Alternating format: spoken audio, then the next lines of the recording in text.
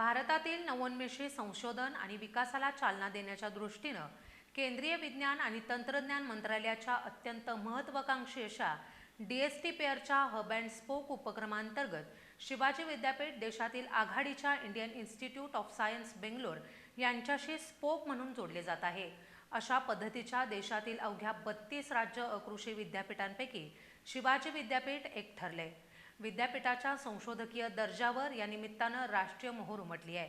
केंद्रीय मंत्रालयाचे सचिव प्राध्यापक अभय करंदीकर यांनी आज सकाळी संबंधित शैक्षणिक संस्थांसमवेत ऑनलाईन बैठक घेऊन ही घोषणा केली आहे। शिवाजी विद्यापीठामध्ये अलीकडच्या काळात अतिशय उच्च प्रतीचं संशोधन कार्य सुरू आहे।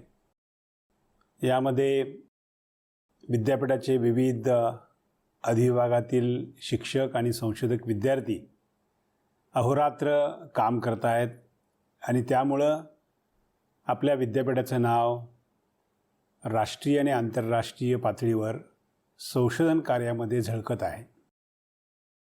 आता या सगळ्या संशोधनाला राष्ट्रीय मान्यता मिळाल्याचं यश अनेक घटना अलीकडेच घडलेल्या आहे।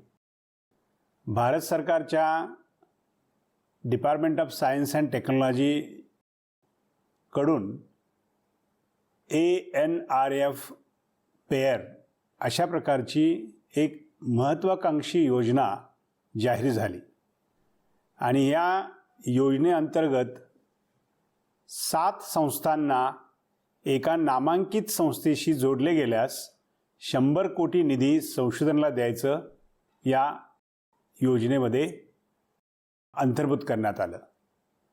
यासाठी मोठी स्पर्धा होती। जवळजवळ 31 मोठ्या संस्था ज्या लहान संस्थांना घेऊन संशोधन करणाऱ्या होत्या। यामध्ये IITs होत्या, NITs होत्या, सेंट्रल युनिव्हर्सिटीज होत्या।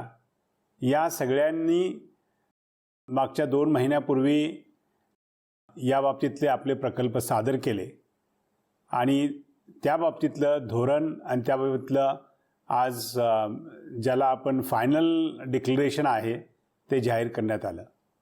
त्यानुसार शिवाजी विद्यापीठाला देशातल्या 1 नंबरच्या संस्थेबरोबर म्हणजेच Indian institute of science Bangalore यांच्याबरोबर आता काम करायची संधी मिळालेली आहे।